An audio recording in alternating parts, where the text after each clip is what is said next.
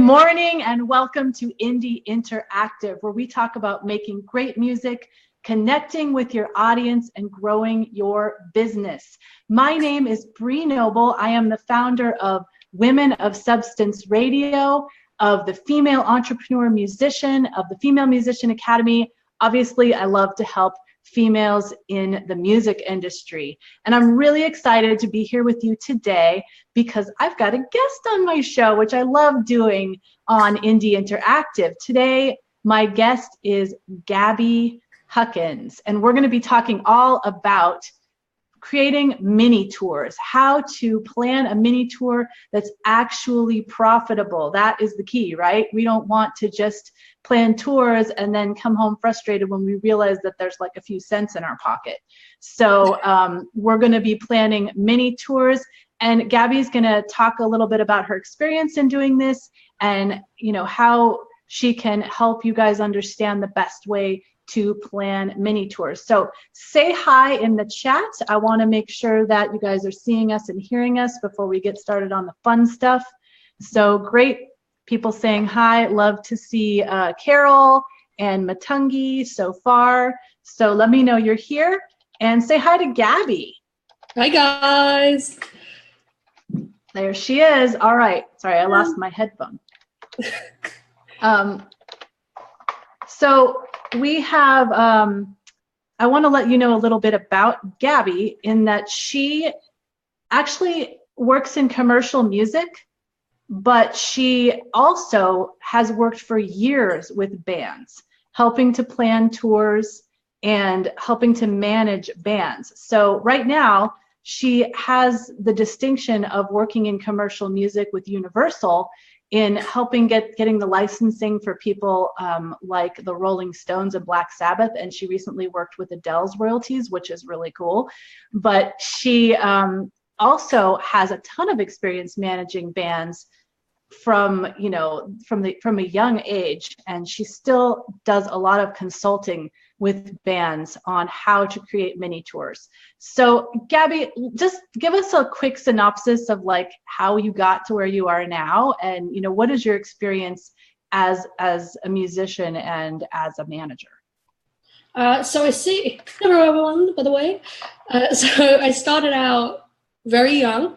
As Bria said, I started out when I was about 14. I started playing guitar, and I really wanted to be a guitarist. I wanted to be a famous guitarist. I was really into Slash, and I wanted to play all of the tours I possibly could and play guitar constantly. So while I was doing my A-levels, I don't know what the equivalent is in America. I guess you're about 17. Is that, I don't know, when you're at high school, college age? Yeah, like the pre-college exams.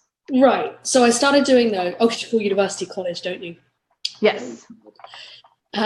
So I was doing my A-levels in science. Everyone in my family does science. And at the same time, I was playing guitar on tour.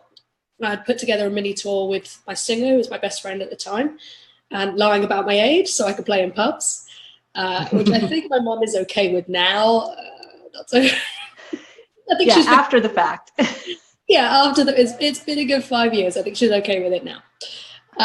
So I started out playing with loads of musicians in the area, and I got a real taste for playing live, but also for setting up gigs, for working with other musicians, finding out what they wanted to do, hearing everyone's stories about where they wanted to go in life when it came to music. And I found that a lot of the advice I was giving made sense.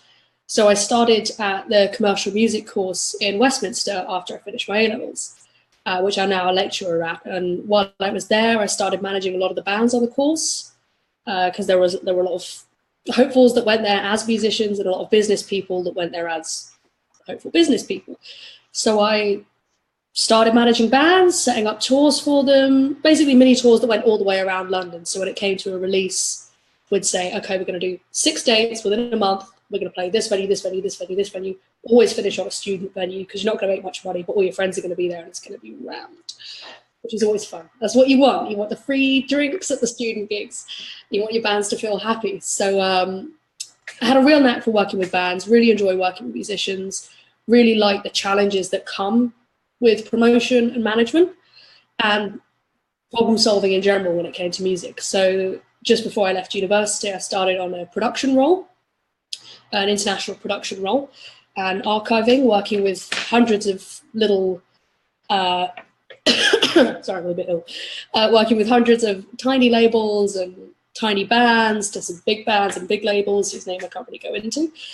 And then moved into royalties and started lecturing at the same university that I'd studied at, lecturing mostly on copyright and royalty law and label structure, and kind of giving them a bird's eye view into the music industry from someone who's in it.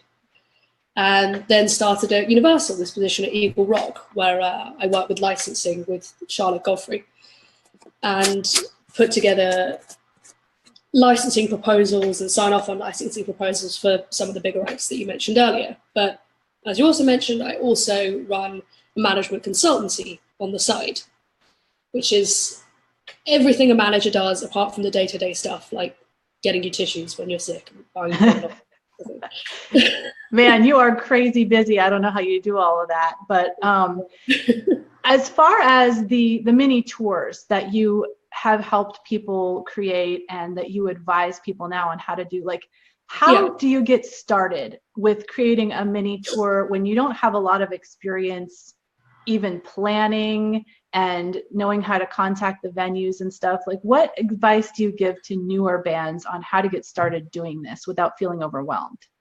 So my main, I guess where you start is why you're playing the tour. If you're doing it because you want to back up a release, then you have set tour dates you need to do.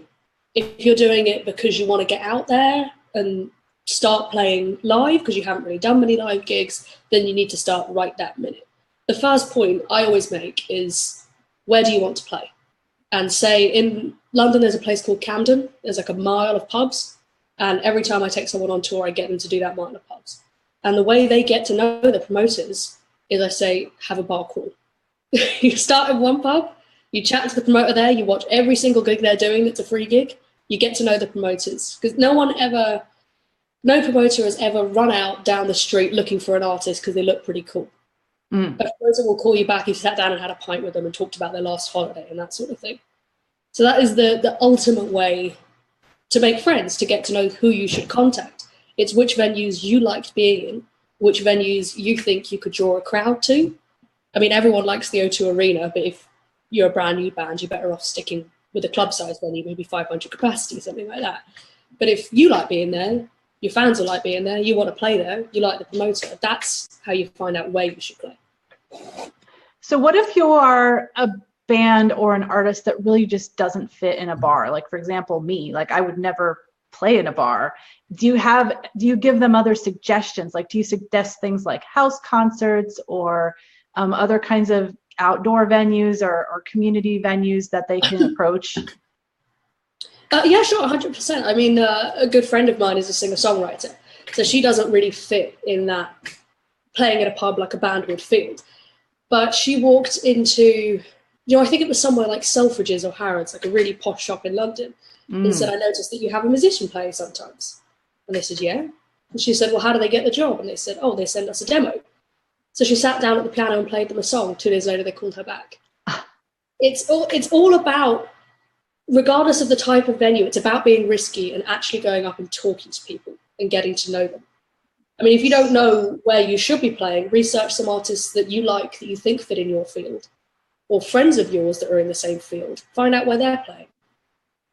Absolutely. So much of it is just getting over that fear of putting yourself out there. And I got a ton of hearts across the screen here when we were talking about, don't fit into the bar scene. Like, I think most of the people that I attract here definitely are not like bar hoppers, but have fantastic music. And so, you just need to go to the places where you would like to listen to music and then just go talk to the promoter, right?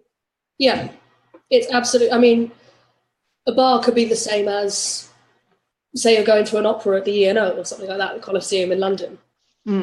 Talk to people there, stick around afterwards, see if you can get a word in with the conductor. See if they've got events coming up, because a load of places like, especially in London, I think the same in New York, a load of places like the V&A, the Science Museum, big museums I'm talking about here, and venues that aren't traditional music venues will be looking for acts for their Friday night lives. A lot of the time, museums and that sort of thing will open up on the weekends for an evening of music and entertainment. And they're not looking for traditional bands. They're looking for unusual musicians that will come across as more of an art piece. And again, the way you talk to them is go to the museum every week, go to all of the live nights that they do, and sort of try and figure out who's running them and chat to them and buy that person a slice of pie or something. Yeah, and just go listen to the artists they already are playing and find one that you think might be super nice and helpful, and go talk to them and ask them. A lot of times, Exactly. you know, artists hopefully believe in abundance, and they're not going to be like, well, if I tell this person how I got this gig, then I'm not going to have this gig anymore. I don't think, hopefully most people don't think that way. I know I don't, because when you find a good thing, you want to share. Exactly. Well, you know, a lot of it's to do with if someone comes up to you and says, we're doing similar music, you should always gravitate towards that person. If they come up to you and say, I want to find out how you're doing it, you should work together instead of working apart, because two musicians opposing each other in the same field, one of them's going to get knocked out. But if you're working together, you're playing gigs together, you're going to get twice as many bookings, because that way you've got a whole night set up instead of just two bands that want booking on different days that are both psychedelia or something like that. So true. That is a big part of your planning your mini tours, is connecting with other artists and trying to get on each other's bills. If you know, if that person connected with one venue and you connected with another one, why not share and double your, you know, what you got? Yeah, it's all about stalking people, I would say. Stalking people, totally. I was just saying that yesterday. I'm like, I'm not trying to sound creepy, but like stalking is really useful. No, it's all about that. It's all about becoming, I don't want to say a groupie, but becoming an ultra fan for bands that you want to work with, becoming an ultra fan for places you want to play and labels you want to work with. Find out everything about them, stalk them, go on all their social media campaigns, make a real nuisance of yourself if you have to. Because people notice a nuisance. People don't notice someone who's flitting in the corner, but they'll notice if you're up in their face constantly saying, hi, can we be friends? That's true. And I mean, I don't think they're necessarily going to think of you as a nuisance either. You might feel like you are, but I know for me, like if people send me emails and you know, respond to specific things I've said, or they comment on a lot of my stuff, I totally notice them. And when they're doing stuff, I pay more attention because they've gotten onto my radar. Exactly. It's Exactly. So what do you say? What do you think is the big block to artists actually making a profit with these mini tours? You know, I don't want to sound, as a manager, there's always a sort of give and take. There's a sort of a lot of hate that comes between managers and promoters. And I don't want to say as a manager, it's the promoter's fault, because I've worked as a promoter as well. I don't want to screw myself over by saying that, really. But it's about being smart when it comes to working with promoters.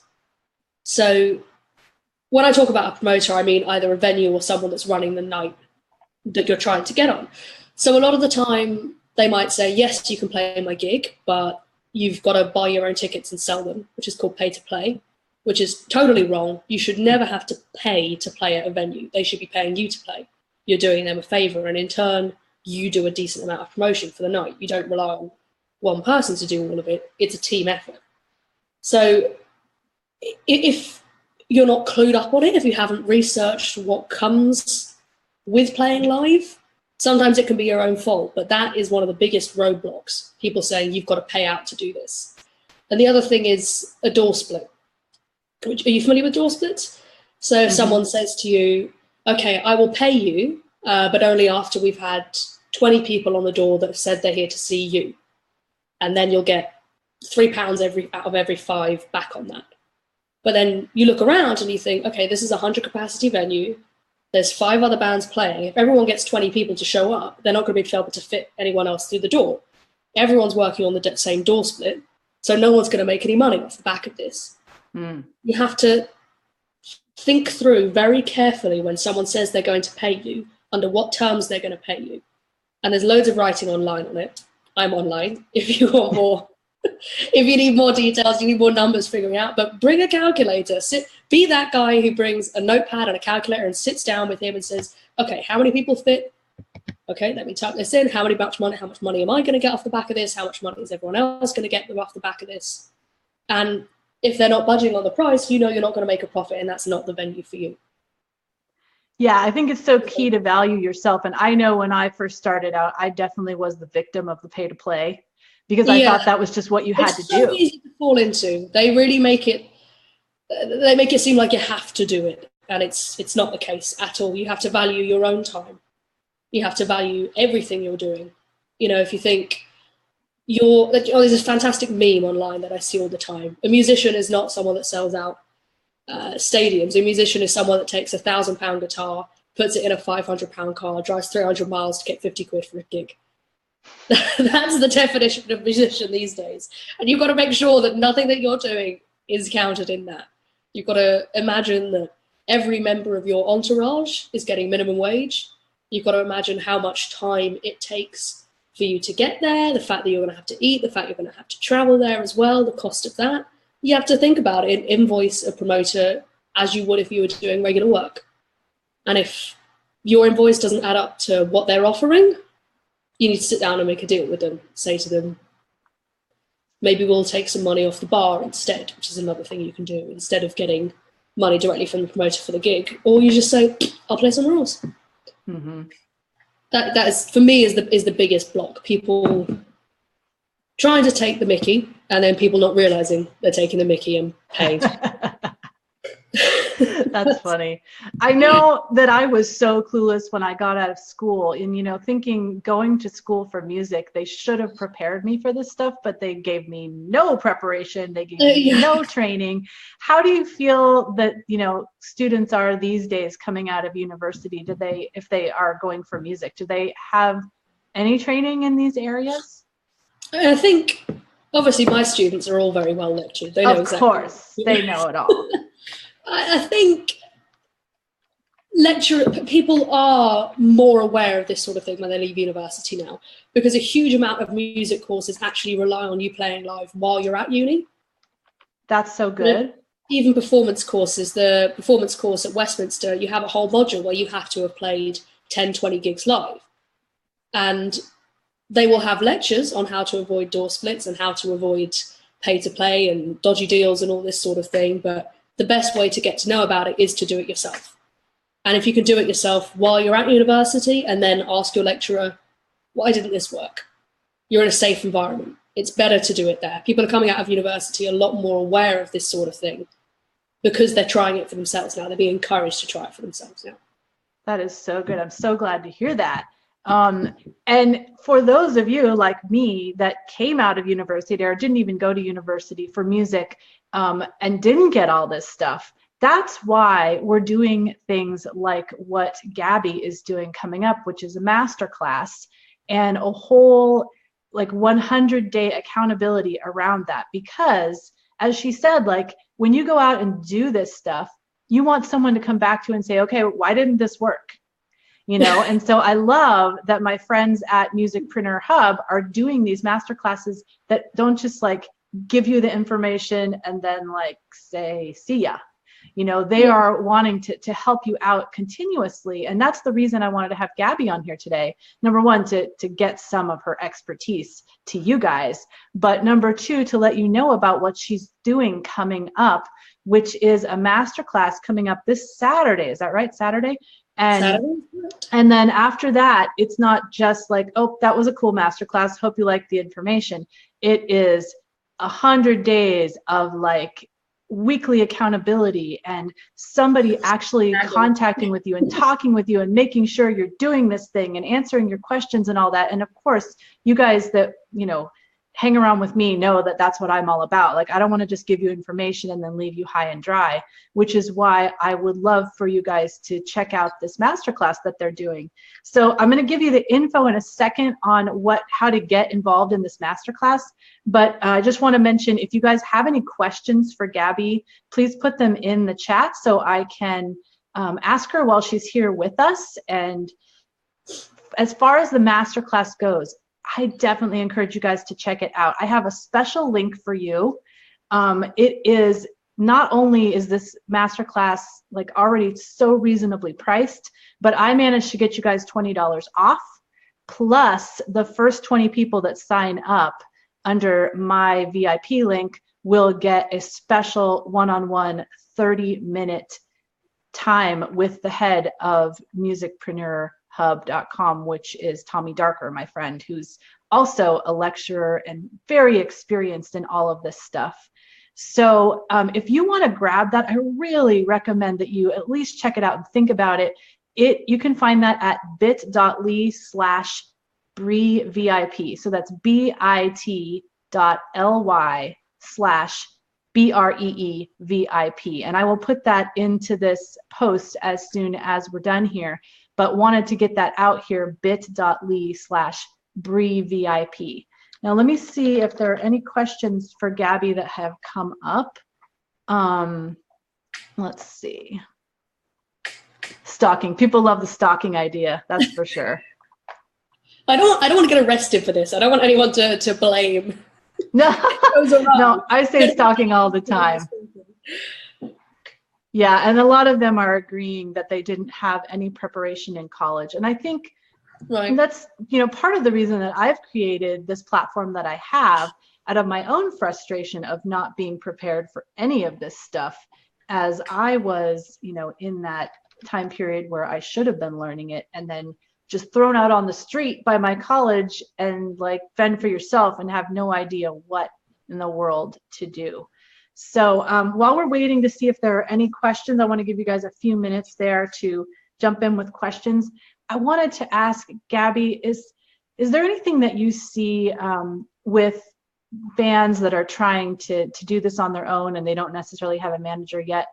As far as their mindset, like what are the things that are holding them back the most? Maybe they have the knowledge, but they're still not acting on that. Why is that happening, do you think? It's tricky. There's, everyone is different. So I always look at musicians in three categories. You've got the ones who are just starting up and who will take anything for anything. They are completely wide-eyed, very naive, really excited to get into the industry, and they're the ones who tend to make really bad deals, and the deals fall through. So a lot of the problem with up-and-coming acts is they just don't know what they're doing. But the more mistakes you make, the more you're going to learn what not to do. So I don't think there's actually anything wrong with being naive and doe-eyed and that sort of thing. It's really good to make a lot of mistakes early on in your career. And then there's they tend to be quite easy to work with from a management point of view. And there's the next step up, which is people who are recently signed, who think they are the Rolling Stones themselves, and they are beyond cocky and beyond diva and really hard to work with. And I think they tend to be small acts as well. I think those are the two pitfalls people fall into. They don't know their own worth. I think that's the most important thing as an up-and-coming artist, knowing what you're worth. You with me? Good point. I mean, that's the worst. Yeah, so they've got to know they are worth something. They shouldn't take a bad deal. And also, they're not the biggest band in the world just yet. Don't be asking for the world. Don't be expecting to do more than you can. Don't overpromise to people that, sure, we can fill out a 2,000 capacity venue if you've got 10 fans and 6 of them are your mum. Right. You know what I mean? Different profiles. Is there ever a time that you do recommend bands, do a gig for free? Like when is it worth it? Oh, all the time. Okay. I love putting on free gigs. I love doing it. I thought I meant to touch on this earlier. When it comes to setting up a tour, I start with the highest paying gigs at the beginning, and then the free gigs if I'm going to do one, or a cheap gig at the end. So you make a nice amount of money at the beginning of the tour to pay for emergencies throughout the rest of the week or throughout the rest of the month. And then your last gig, make it a homecoming gig, make it free. It doesn't matter. But if it was possible for everyone to play free gigs all the time, I would say everyone play free gigs all the time. They're so much fun, but you need money to keep going, which is what the masterclass is all about. That's awesome. Charity events, do those for free. If you've got a support slot with a larger act that you've been waiting to work with, do that for free. It's going to open up your field so much more with what you can do. If you've got a slot at a festival, do that for free. If it's an opportunity that's going to make you a lot more money going forwards, do it for free. If it's an opportunity that is just going to keep you like this, or maybe drop you down like this, don't do that. Don't do that if it's for free. Yeah, good point. I mean, there's capital in making connections with people. too. Yeah, exactly. So I'm just checking this feed here. I want to make sure we're still good because I'm seeing there we go. It was just taking me a second to reload here. Just making sure we're still live with everybody. Let me know in the chat. I think we're probably about out of time for questions. There we go. Out of time for questions, but all the info that you've given us today, Gabi, is so good. And I love your spunk too. I think that, you know, people are really going to enjoy the masterclass with you on Saturday. I hope everyone comes along and joins us. It's going to be great. Yes, me too. And, you know, I know that the accountability and the 100 days to me is like the foundation of this, because you got information, but then do you use it? So many times I see people take my courses and they got great information, but they don't actually do anything with it. So that following, that somebody following you around, kind of like, again, stalking you to make sure that you're actually doing this stuff is so important. So remember, you guys, for the $20 off, and remember the price on this, check out the page. It is already so reasonable, but you get $20 more off because you hang out with me. And as well, if the first 20 people that jump on this deal will also get a one-on-one with Tommy, who just popped up in our feed a little bit ago. He's so knowledgeable and he cares so much about your guys' success. That is what I think is the key about him. He's passionate about you guys succeeding. So you can grab that deal at www.bit.ly/BREE-VIP, BREE-VIP, bit.ly/BREE-VIP, and I'll put that into the feed here and also into the post. So it's been great hanging out with you guys on Indie Interactive today. I love hanging out with all of you indie artists every week on Indie Interactive at noon Eastern, 9 a.m. Pacific on Wednesdays. We'll see you back again next week. Go out there and make great music, connect with your audience, and grow your business.